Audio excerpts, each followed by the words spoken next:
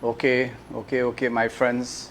Pleasant, good afternoon to one and all those of you who are looking on to our program, Hardfacts, that is aired Monday, Wednesdays, and Saturdays on Sentinel Media Broadcasting. I want to take this opportunity to welcome each and every one of you. And those of you who are looking on, I would request kindly that you like, you subscribe, and you share this video, because there would be a lot of information that we are going to share for you all today. As I said, this program is Hard Facts, where we bring facts towards the people for those persons who maybe do not have that time to search and that time to really and truly spend behind computers and maybe newspapers and Facebook and all these things. I tell you, Hard Facts team, our team, have been working tirelessly behind the scenes and trying to gather information when it comes to politics, when it comes to religion, when it comes to the economy of Trinidad and Tobago, and especially when it comes to our children who are the future of our nation, Trinidad and Tobago. So my friends, today I just want to welcome you all, those of you, as I said before, and I'm going to repeat it constantly for you all, because this message has to go out. People need to understand what is taking place. Are we part of the problem? Are we part of the solution? Or are we just on the fence, waiting and watching and seeing maybe it is not affecting us, so we are not going to bother with it? And maybe if that is our attitude, I'm saying to you, my friends, my brothers and sisters, my friends on Facebook and my friends otherwise, I'm saying to you, that is not a good stand to take. We need as individuals, as educationists, we need to really and truly come out vociferously and tell John public outside there that what you are doing is wrong and you need to stop it. And what if they are doing something that is right, we congratulate them and then we help them as much as possible. So my friends, today with me in studio is my friend for a very, very long time. And as I mentioned before, I told you all during our last segment of Hard Facts, I told you all that there's lots and lots of school violence that is taking place. And my brother Abzal, he lives in Deep South. As I mentioned his credential to you all on our last program, I said to you all, my friends, that our brother, he is a retired school supervisor when it comes to education. He was a principal of a school. He has been doing yeoman service when it comes to education, whether it was Islamic education or the secondary and secular education. He has been doing a lot of work when it comes to sporting activities. And again, you will remember him on Sentinel Media. He conducts his own show, and that is Mediation for You. And my friends, I am very, very pleased and I'm very honored that he have joined me today in studio. And I will request you all, those of you who have, maybe you have contributions to make, please use your phone wisely, call us. And this program, as I said before, my friends, just to let you all know, that we are not here to criticize, we are not here to debase, we are not here to demean any personality of any individual. We are here, my friends, to really and truly elevate the spirit of those persons who are downtrodden, especially when it comes to school violence, our teachers, our students, and so much more. All right, so I want to take this opportunity, Brother Abzal. Assalamu alaikum wa rahmatullahi wa barakatuh. I would begin our program by welcoming you as I did before, but again, I want to give you this podium because you really and truly are qualified 100% to really and truly speak about school violence in our schools. So, Brother Abzal. Wa alaikum assalam wa rahmatullahi wa barakatuh. My dear viewers, assalamu alaikum wa rahmatullahi wa barakatuh. Good afternoon and welcome again. Let me thank Imam Haji Rashid Karim for inviting me on this very interesting and factual program. May Allah subhanahu wa ta'ala continue to bless him and give him the energy, the time to continue with this program like these, and in the manner in which the issues are being dealt with. I think we need a new dawning, a new way of dealing with things where we deal with the facts. Hard facts is about just that. So I want to encourage him and thank him to continue. May Allah subhanahu wa ta'ala give him the wherewithal to continue doing what he's doing. And I am calling on all of us outside there to give him the support, give him the air, give him the support to carry the messages out to help us, to help you all throughout the country. As we are relating today to two issues, and first of all, as he introduced me, to deal a bit with school violence, and again, Sentinel Media Broadcasting, we are launching first competition, our first Azan and Qasida Singh competition. We'll deal a little with that as we go along.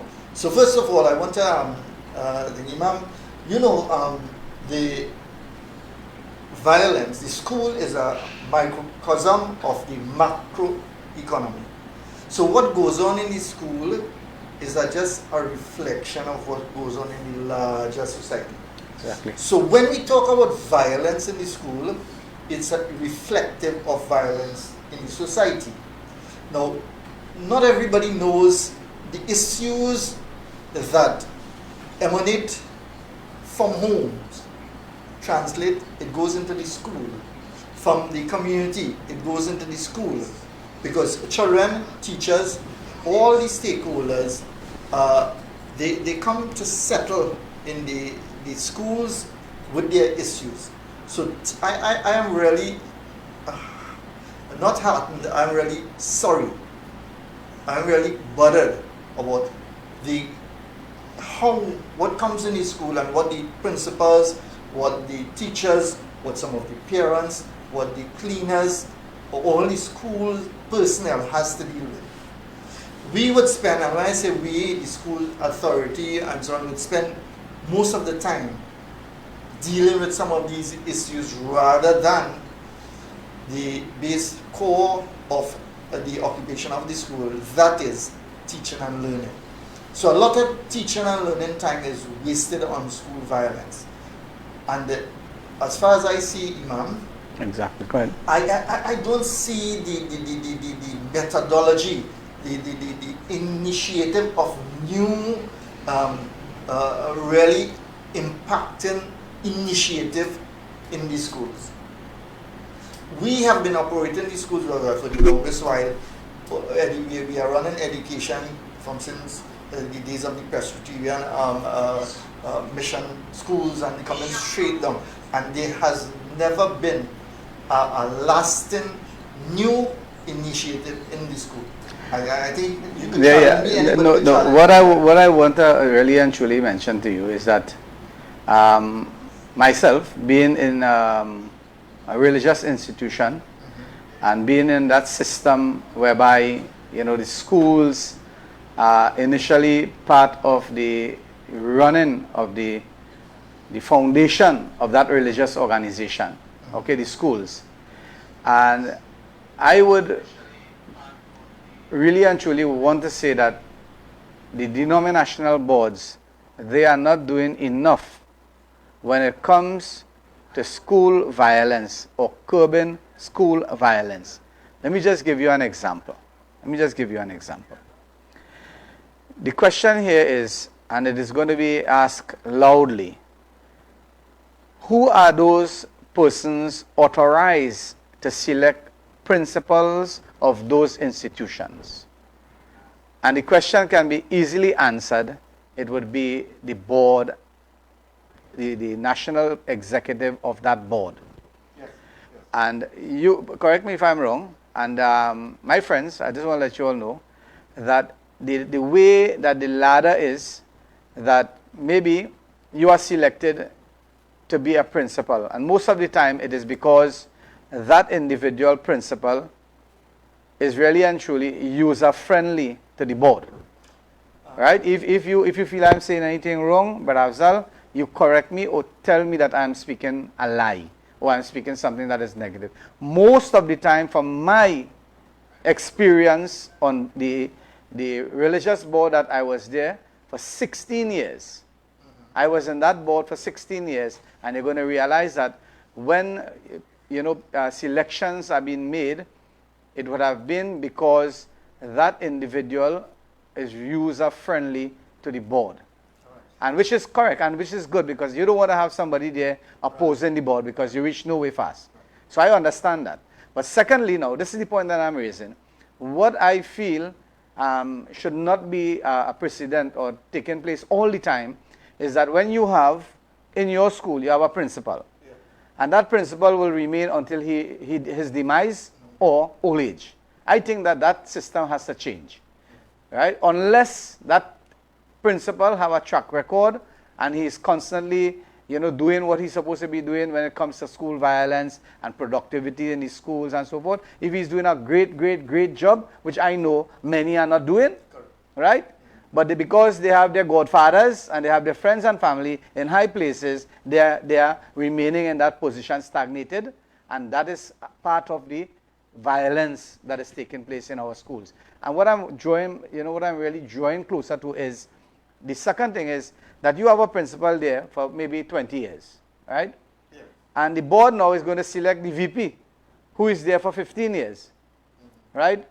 How are you going to get changes when you had a principal there for 20 years and the VP is there for 18 or 15 years and school violence has been escalating? How is this person going to curb school violence in school? I would like somebody to answer that for me. All right. So, Imam, we are dealing first of all with the question of leaders in the school and the selection of the leadership in terms of the head of the department, in terms of the VP, and in terms of the principal as a major factor in contributing or reducing school violence. And quite right. Now, I know for a fact that we are not talking about one special board here. We are talking about the denominational boards and the system, the use of the concordat, the sometimes abuse of the concordat, and as you are quite rightly saying, sometimes principals, leaders are left in the position where beyond their capacity and their competence. And we see that. So that is a major issue. I know ministry have introduced several initiatives in solving crime, but it comes back down and solving issues in the school. It comes back down to the culture that you allow to exist in the school that breeds a violence, that accommodates the culture of violence, and we need to stop that. We need to breed, we need to initiate, and the word is re-engineer the thinking and the approach towards dealing with issues in the school. And this is where I am saying, Imam, and I am teaching, I've been practicing in one of the schools that I was principal at for a number of years, a bit of mediation in terms of mediate me that allows somebody to take control of their emotional self. When emotion goes wild, then the human being goes wild, and violence erupts. At that level, there are different causes of violence, but I am looking at this approach to helping solve the violence in the home, the community, and the school, and it impacts on each other. And in so doing, if you have a calm environment, you will have thoughtful, thinking people that can think through situations that avoids violence. So that's the first point I make. Correct. So I would like those persons who are locked on. As I said before, it is your opportunity, who are parents of students who are being bullied in school.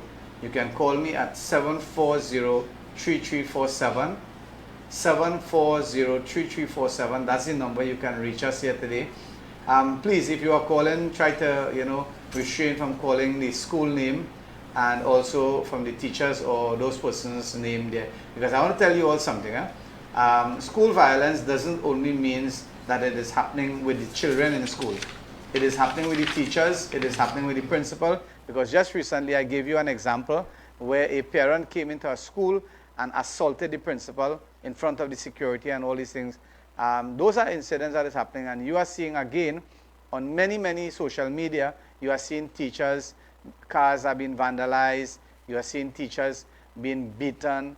And you know something, violence in school really and truly needs to be curbed, and the government of the day, I'm calling on the relevant agencies. Sometimes the government wants to do symposium and they want to do this and that and the next, but really and truly, it is the same bag of catfish, right? It stinks the same way. right? And it remains and it rots.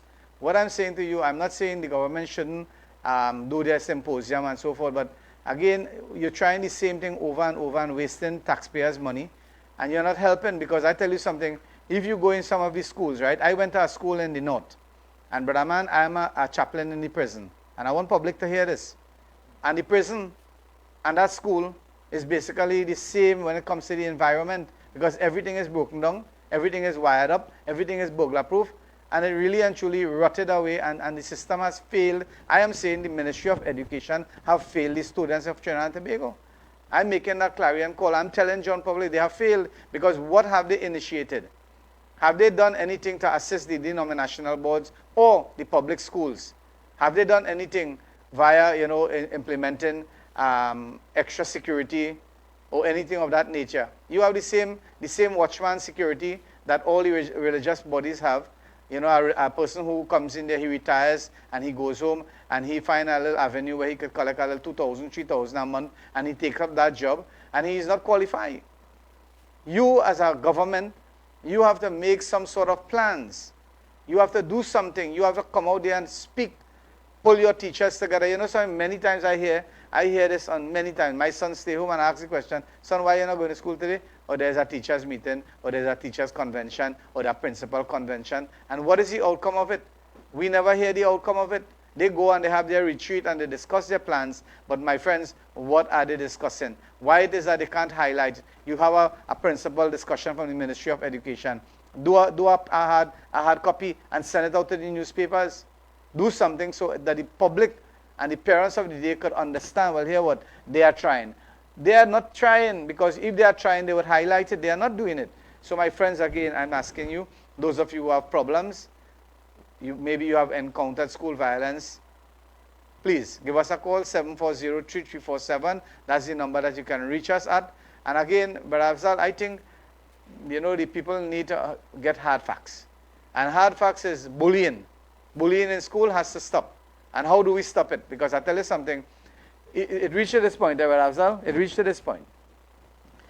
Students are losing their notebooks. They are losing their exercise books. And what is happening? People are stealing those things and going back and selling those things, right? And you know what? Teachers are their hands are tied, they are wearing dark shades, and they can't do anything. All they can say is, tell your mommy, tell your daddy to buy a lock for you and lock your bag. Hey, this is not the system. Correct the system. This is a wrong system. You, as a denominational board, and I want you to take it up from when I finish, Abzal, you take it up. And I know you want to take it up. You're itching to take it up. But I want to say this thing. Where the government of the day would bring 20% of students to the denominational board who are not qualified and put them, and mix them up with the children who is qualified. Because I remember last week when on our program here, I said to this, that a teacher reached to the breaking point where she said that those children who don't want to study go at the back of the class. And the children who want to study come in front of the class. And that is not how it's supposed to be. It's terrible. It's terrible, but the teacher is still trying. So my friends, those of you who are locked on and watching this video, and you're watching this segment of Hard Facts, our number in studio is 740-3347. Call us, like us, subscribe us, so that we can reach your homes and we can reach places as fast as possible. But Abzal, there's a lot of things that I've said. Take it over, and maybe we can make some sense out of nonsense. I think you're leading us in this program in the right direction, Imam, with the stealing of pencils and those little things, that seemingly little things that happen. I teach a maktaba, Sunday school at Princestown, and you know what I tell the children? When you come to the mosque, when you come to the Sunday school, bring your Sunday school habits to Sunday school. Leave your home habits at home. Leave the community habits in the community. Things that are not acceptable here, do not bring it. And we have to separate how we behave and how the children see people behave in the community. Sometimes, unfortunately, the homes and what is expected in the schools and the mosque. Too many of our adults are not behaving the way they're supposed to behave. I am really sorry. I'm not criticizing the teachers and the principal and the leaders in the school. I'm not criticizing the imams and priests and pundits and so on in the mosque. But what I'm saying, the schools and the churches and the mosques and so on has to change society. This is the responsibility of schooling and the spiritual aspect.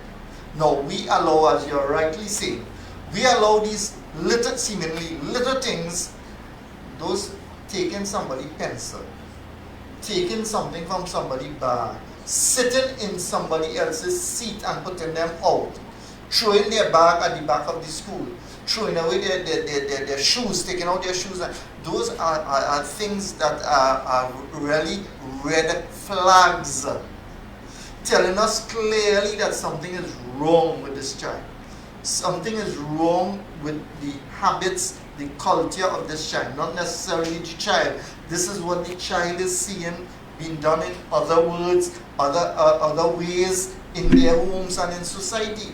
So they bring it in. The school have to change the society, you know. The mosque, the temple, the churches has to change society, but we need to change the people. Therefore, we need to, first of all, how are we going to change these things? It has to be changed. It has to be the responsibility. And you ask the question, I've answered some of your questions and some of the concerns as you go along. It has to be the responsibility of the parent and the teacher. They have to work together. There's a term in education, in loco parentis. That means LOCO parentis. It means that the teacher is a parent also in the school for the child. So the teacher has to go I'm sorry, it is extra. Teachers are going to tell me, they're going to give me stick for this. They're going to tell me they're not getting paid for that. And really they're not getting paid for it. But if we want to change society, we have to get a different caliber of principal, a different caliber of teachers who goes beyond the call of duty, a different caliber of imam, a different caliber of priest and pundit, Sunday school teachers, etc. The teachers in society have to change society. So you have, and you raise some questions about some items that happen in school. These are not to be taken for granted. It is, we have to be careful how we deal with the children who steal, who take somebody thing and who bully somebody in school. Now, we would want to quickly say, and teachers quickly say sometime, and school even pronounce that the child is a bully. They call in the guidance council, the guidance department and so on. We have to be careful of that we tag a child as a bully. Exactly. Even though the child may be doing things that are bullyish, and that is because the child sees the parent doing it and the society doing it. Exactly. But the child is not a bully. And we have to be careful. So teachers, I'm begging you, parents, I'm begging you, watch what you say. Watch what you say. If you're telling lies, and we tell lies jokingly. We lie all the time jokingly. The children pick up, they know the lie. They know the culture of lying. They know the culture of thieving. We thief and we say, the boy is doing nothing wrong. The child. But it comes in the school. And so to directly answer your question there, we have to start at the root level of issues that demonstrate liars, people who thief, hypocrites, deceitful people. We have to boil it down. What action leads you to be that type of person? And if we don't do that, then we are not making the initiative or the intervention, human aspect. We have to deal a lot with the emotional component and the action of children in school. Yeah. But let me just take it over. Yeah, go ahead. What is happening here, right? You and I can deliberate and debate and speak about this topic from now until next 100 years. The point really and truly here, right, is basically who is to be blamed for school violence at this present time. Now we can start from home, as we are doing here, blame the parents, then we can take it to a higher level, the schools, then we can take it to another level, which is the community, and then we can take it to the last level, which is the government of the day. But I want to say something here today, my friends. I want to start from the head. The government of Trinidad and Tobago is not doing enough. The government of Trinidad and Tobago, they feel, and I tell you something, they feel that this issue is not important or not really and truly big enough to throw their money's worth there. They prefer to spend $10 billion in prevention of crime, in jail, in police service, in prevention of certain things that is happening when the minors become seniors, or they come, from juvenile, they come, people who are great criminals in the sense of their age capacity, where they have learned a lot. Now, I am saying to you, the government has to be people of understanding, firstly, and people of education.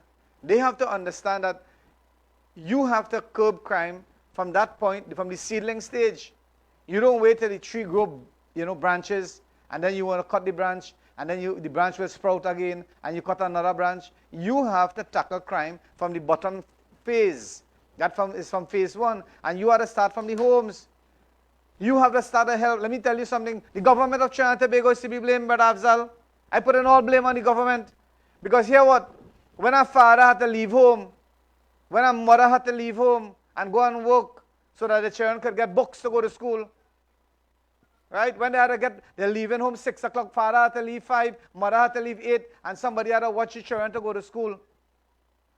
That is the government doing, because the father and mother's salary cannot maintain the kids and cannot maintain a home. So that is why the government is to be blamed. The government has to start to reduce food prices, make allocation for books, make allocation so that these things can be ascertained properly, so that the children can have availability. Very, very important.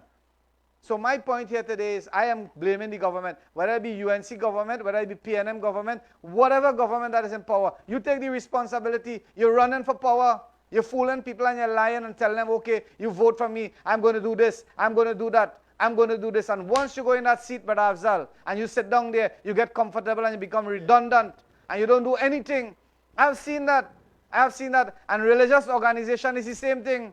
They vie for position, and when they get that position, my friends, when they get that position and they are seated on that throne, they do nothing. They laugh and giggle, and you know what they feel? That there's a crown on their head, that I am the President General of so-and-so, and I'm the General, this Secretary, and I have this big position. My friends, those of you who are locked on, let's be real. Call me 740-3347. We're going to take a break, and when we come back, we're going to dish out on your plate issues that is affecting the students of Trinidad and Tobago. And who is to be blamed? I am saying, let Brother Abzal tell me no. I am saying the government of the day is to be blamed for all those crimes that is taking place. Why? Because they are not giving parents tools to deal with children. When a parent had to leave 8 and 10 hours home and leave their child alone, what is happening? We got to do like China? 1 child per home, 1 child per family. Is that what we want? My friends, my brothers and sisters. So call me 740-3347. That's the number to call me. And let's talk. Let's be rational. Let's talk about the system that is affecting the society of Trinidad and Tobago. Changing our government tomorrow is very, very important. We need to put correct people in the correct position so that we'll get, my friends, we'll get good results. We're going to take a break, word from our sponsors, and when we come back, we're going to continue on this great and tremendous topic.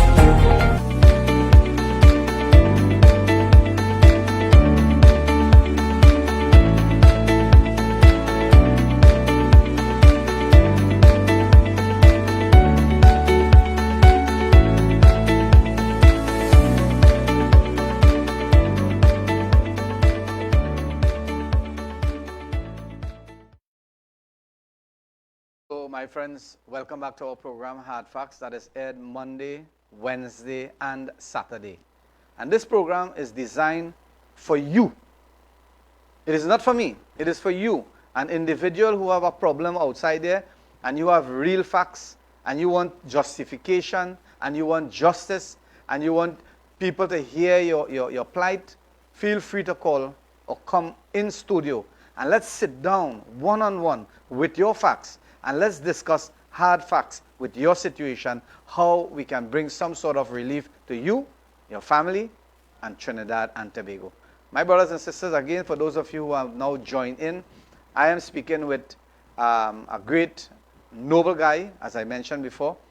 This is Haji Abzal Abdul, and he is here with me where we are discussing a really and truly great topic, that is school violence and bullying. So my friends, again, those of you who are locked on, please share our video. Make your comments. You can call us at 740-3347. You can text us. You can WhatsApp us. And you can help us, get this message across. We have to, at least, we have to try. We have to try to stop school violence. Right, Abzal? Yes, sir. Thank you very much. I want to take a different approach. And you're not wrong, Imam. I am not looking to blame, and my profession now is mediator counselor, right? I cannot blame anybody. But what I'm saying is the responsibility of everybody. The major share of the responsibility has to be the government. An next share of the responsibility, a major share of the responsibility has to be the Ministry of Education. Then it comes down to the leaders in the school. Then it comes down to the leaders in society. It comes down to the parents. But you cannot use a violent philosophy, a violent approach to deal with violence. It has to be calming. And this is why I'm saying I'm taking the mediator's approach. I'm inviting all of you. Now, I have developed a program on Mediate Me, which I introduced in Rio Claro, Astra Primary, over the years, and the results of that can be seen up to today. I'm asking you to call me and let us discuss how do you mediate yourself to mitigate against violence. So first of all, to counteract what you are saying, and I'm not counteracting it to discourage the kind of vigor that you have to get people to operate and get people off their laurels to attend to the pressing crises that we have in the school community and in the community. But the calm and collective approach we need to take is to get our schools in the ethos of calm and rational thinking, not emotional thinking. So I want to introduce something called Mediate Me to you all. Do not act when you are tense.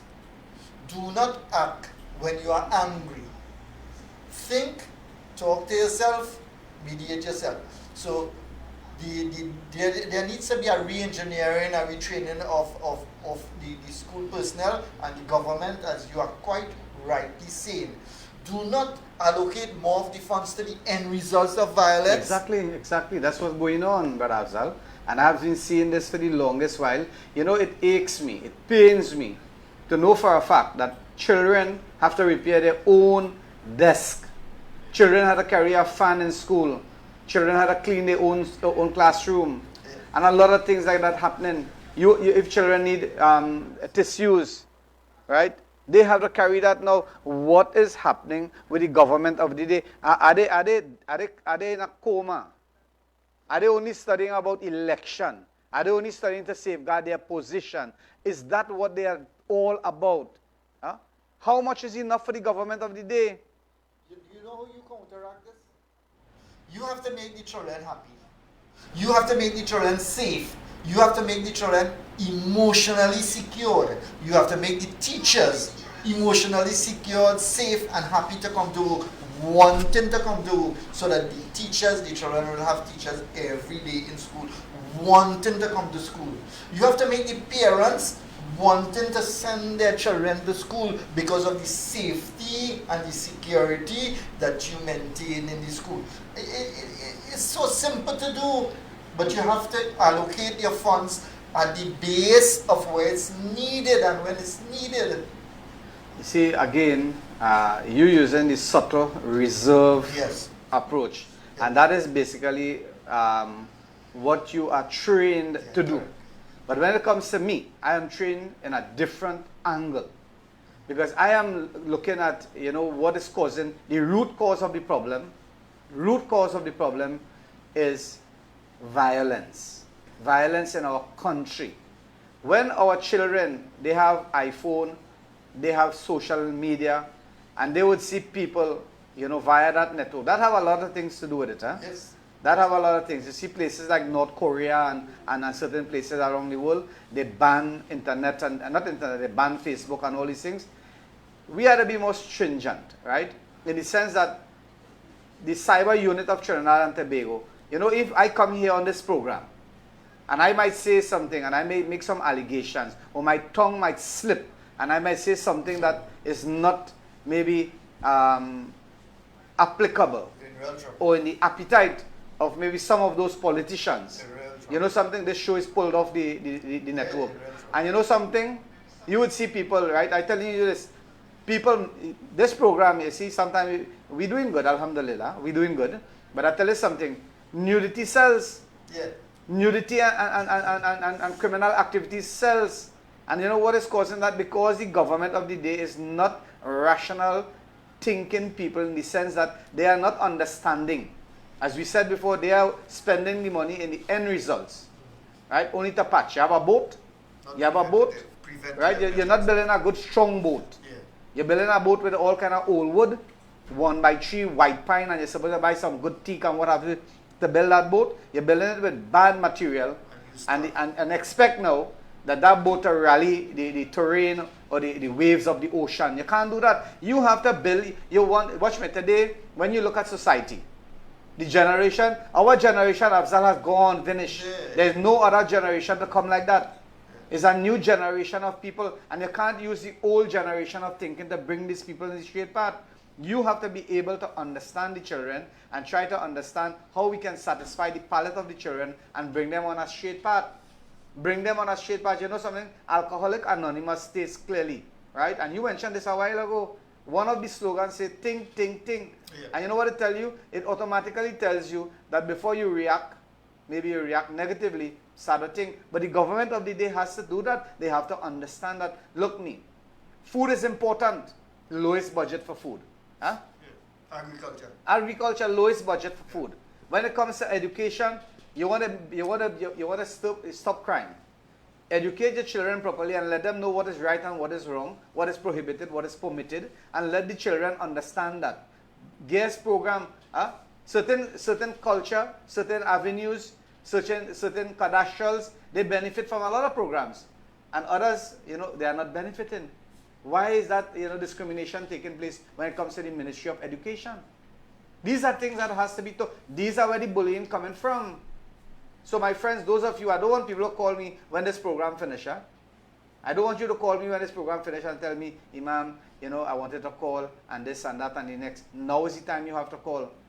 You outside in front of the school, when you see me passing, you tell me, Imam, talk to the principal, this, that, the next. Talk to the teacher, this, that, the next. Oh, this is the opportunity. You come out here and air your views.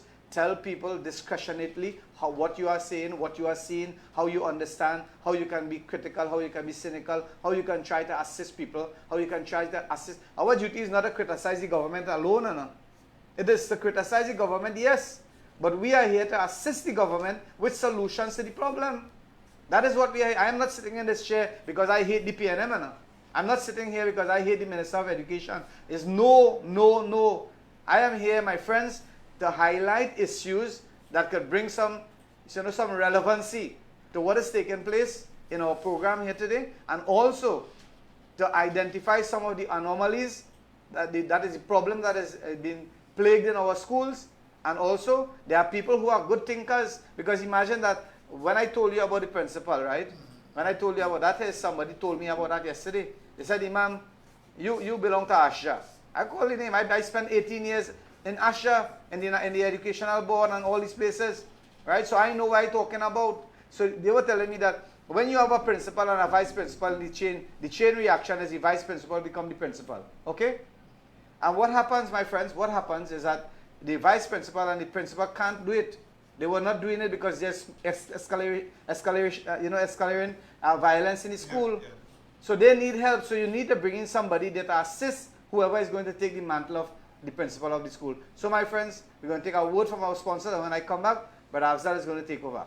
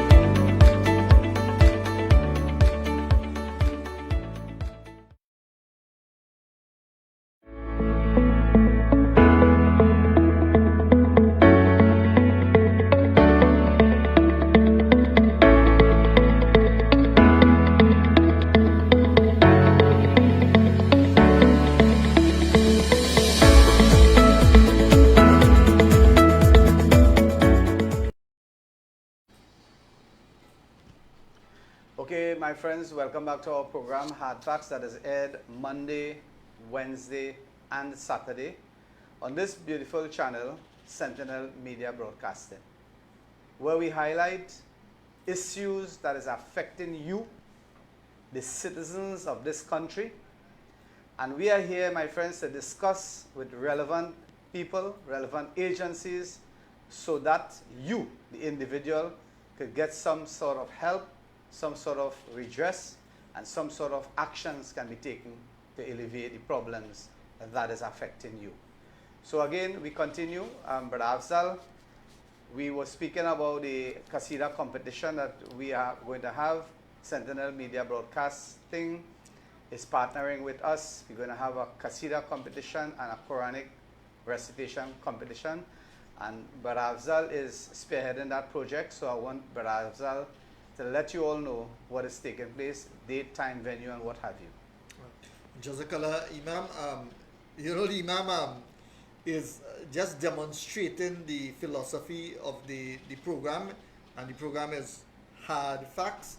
So he has to take a hard line with hard facts. I am taking, just to equate what is going on, a soft approach. And this, I just want to tie up on school violence. This is what we need most of all in the schools and in the churches and the masjid, in the temple, etc., and at home. I just want to make 3 pronouncements and tell me what you think. You can call me, you can call the station, you could call Imam, because his approach is really dealing head on with the issues, and he's not wrong. So I want to say a statement on what we have been discussing. School violence is as a result of home violence. Right? If you think differently, call us. And another thing is that we need to think. Over the years we have think twice before you act. I'm saying think 3 times, think 4 times before you act. And that means everybody. Every leader. You can't act. If you're an individual and you're alone, living in an island, then you can act on emotions. You cannot and you should not act on emotions. Our leaders are failing in this. So we are saying, the third one, act not on emotions, on vision, objectives, and definitely not emotions. Tell me, which one of our leaders, even when you watch the number 1 man in Trinidad and Tobago, or Prime Minister, Honorable Prime Minister, you see the emotion sometimes when he talks. And he's dealing with national issue at an emotional stage. Quite wrong. So all of us have to be working on our emotion. And to come directly, and before I leave, as I said, call me and we could talk about Mediate Me. We could talk about, I have programs to be introduced in schools. You can call me. I've done workshops with schools throughout the country and also in Tobago with teachers, etc. So I am willing to help and to train. Sentinel Media, as Imam Rashid is saying, we are trying to work with the people of the community, people of the country, and therefore we are going to do this massive competition. We are expecting it to be massive. We are expecting the response from you all. Somebody texted just now, wanted to find out about the national Azan and Qasida competition. When last have you heard about an Azan competition in Trinidad? A long time, a very long time. There may have been, but something that is a necessity right now. Right. So we are saying that at our station and the Rashid Karim complex right here, we wanted to save this date on the 25th of June. That is like a month away. A little less than a month away. The venue is Rashid Karim Multipurpose Complex, Rashid Avenue, Kakandi Road, Felicity. On Sunday, the 25th of June, June 25th of June, Sunday. We are calling all those people who wants to improve the Jamaat in terms of calling the Azan and so on. Train a few people and say, of course, males, right? We have the categories, 2 categories, over 15 and under 15. And we'll have cash prizes for these people. Also, the Qasida singing competition, both males and females. 2 categories again, over 15, and there's a male alone, and under 15, males and females. As I said, we have cash prizes to be won, and we are calling on all Jamaats, all schools, all institutions to send out your people on what day? On the 25th of June, right here in Kakandi Road, Rashid Karim Avenue and Rashid Karim Complex. Abzal, they need to call and register. 740-3347. 740-3347. That's the number to call us to register your child or maybe yourself who would like to be part and parcel of this international Adhan and Qasida competition. My friends, I want to take this opportunity to thank Brother Abdul for being really and truly my guest for Hardfacts today. And we discussed school violence, very, very important topic. And this topic is not going to end here because you notice we went so and we went so with the topic because again, my friends, this program is Hardfacts. And we are seeing that a lot of people you notice that I just took a break there, and that is simply because I went downstairs to meet a parent who have really and truly, at this point in time, distraughted because of some problem that he's having with his son. Okay? And these are the issues that we are relating to on a daily basis. Myself and Brother Abdul, as I said before, our team, that is the IFST, the Islamic Fidel Services Trust, we are going to initiate a program in the very, very near future. By year end, inshallah, we're supposed to have that program up and about. And that is, we are going to set up a facility where we can assist with children who are maybe a little problematic. We are going to put up a safe house where we can assist women and children and the elderly in our community. That is what we are all about. We are all about safeguarding our children, and we don't want any medals for it. And you don't need to call us and praise us for it. As I said, all praise, alhamdulillah. All praise is for God Almighty. Right? So my friends, again, I want to thank you all very, very much. Our program, Hardfacts, right, Brother Abzal? It is here Monday, Wednesdays, and Saturdays. I just want to say it has been a pleasure doing this program with you. Imam, may Allah subhanahu wa ta'ala give you the wherewithal to continue. And we are offering our services to the public of Trinidad and Tobago. We can counsel, we can do career guidance, etc. And of course, we can do the Mediate Me program with you all to show us how to leave emotions out decision making, anger management, etc. So it has been my pleasure. Thank you very much. So again, we're going to take a short break, and when I come back, we're going to close off our program for today. And again, you still have the opportunity to call me 740-3347. That's the number you can call me. I'm just going to take more 5 minutes again on this program, and we're going to close this program. And I'm going to ask you all kindly, those of you who have been watching our program, share our program, like our program, and subscribe to our channel. And again, an open invitation to you, the public, whether you are of different faith and you want to work with us when it comes to bettering our country, Trinidad and Tobago, please call us and let us work together in unity, harmony, and tranquility. All right, so we're going to take a short break, and when I come back, we're going to deal with the final analyses, and we're going to close our program for today, inshallah. Thank you very, very much, Brother Abzal. Brother Abzal, again, I want to thank you. You have been really and truly an inspiration to our program, and may God Almighty bless you and your family and your Jamaat. I thank you very much for being here. Take a break, and when we come back, we're going to work again.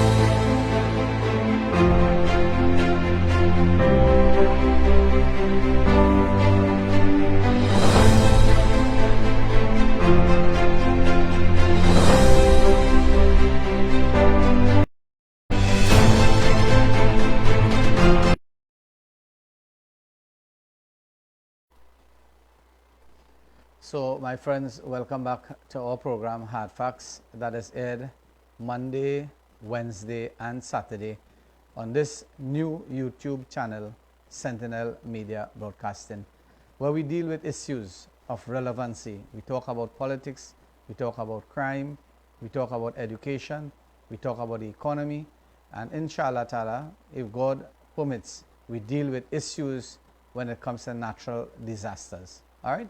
So again, my friends, I had Brother Abzal in studio with me, and we were speaking about school violence. And a lot of people, you know, they mentioned to me tremendously.